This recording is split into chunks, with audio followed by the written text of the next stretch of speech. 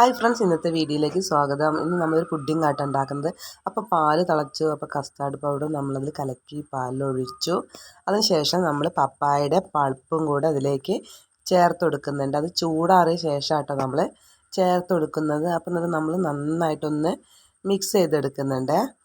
അപ്പോൾ എന്താ വെച്ചാൽ നമ്മളിത് കുറച്ച് കട്ടിയുള്ള ആ ഒരു പൾപ്പ് ഒന്ന് മിക്സ് ചെയ്തിട്ട് നന്നാക്കി ഒന്ന് ഇളക്കി കൊടുക്കണം കേട്ടോ. അപ്പോൾ അത് നമ്മൾ നന്നാക്കി ഇളക്കി മിക്സ് ചെയ്തെടുത്തിട്ടുണ്ട്. ഇനി നമുക്കിതൊരു പാത്രത്തിലേക്ക് മാറ്റണം.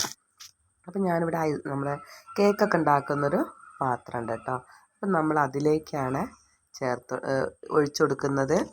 അങ്ങനെ നമ്മൾ അതിലേക്ക് ഒഴിച്ച് ഇനി നമുക്ക് ഒരു 5 മിനിറ്റ് 10 മിനിറ്റ് നമുക്ക് ഫ്രിഡ്ജിൽ വെക്കണം കേട്ടോ. അപ്പോൾ അത് ഞാൻ വെച്ചിട്ടുണ്ടായിരുന്നു. നമ്മൾ മോട്ടം പോയിട്ടത് എടുക്കുകയാണ്. അപ്പോൾ അത് എടുത്ത് അവൻ പറഞ്ഞു ഞാൻ സെറ്റാക്കിക്കോളാന്ന്. അപ്പോൾ ഇതാ മോട്ടെ എടുത്ത് പുറത്തേക്ക് വെച്ചിട്ട് അപ്പം നല്ല സെറ്റായിട്ടുണ്ട്. അപ്പോൾ ഇതാ നമ്മുടെ പപ്പായ റെഡ് ലേഡിയാണ്. അപ്പം നമ്മളത് അതിൻ്റെ മുകളിൽ ചെറിയ ചെറിയ പീസാക്കിയത് ഒന്ന് ഡെക്കറേറ്റ് ചെയ്ത് കൊടുക്കുന്നുണ്ട് കേട്ടോ.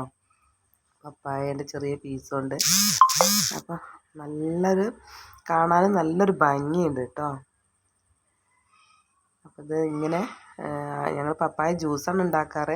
പപ്പായ പുഡിങ് ആദ്യമായിട്ടാണ് ഉണ്ടാക്കുന്നത്. അപ്പോൾ ഇതാ നമ്മൾ ആവശ്യത്തിന് ഇതിന് മുകളിൽ ഡെക്കറേറ്റ് ചെയ്ത ശേഷം ബാക്കി ഫ്രിഡ്ജിലേക്ക് തന്നെ വെച്ച് കൊടുത്തു കേട്ടോ.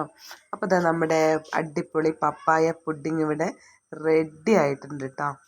അപ്പോൾ നമുക്കതൊന്ന് ടേസ്റ്റ് ചെയ്ത് നോക്കണ്ടേ. അപ്പോൾ ഇതാ മോട്ടെ ടേസ്റ്റ് ചെയ്ത് നോക്കുന്നുണ്ട് കേട്ടോ. അപ്പോൾ സൂപ്പറാണെന്നാണ്. ഞാനല്ലെങ്കിലും ഇങ്ങനത്തേനൊക്കെ ഭയങ്കര ഇഷ്ടമാണ്.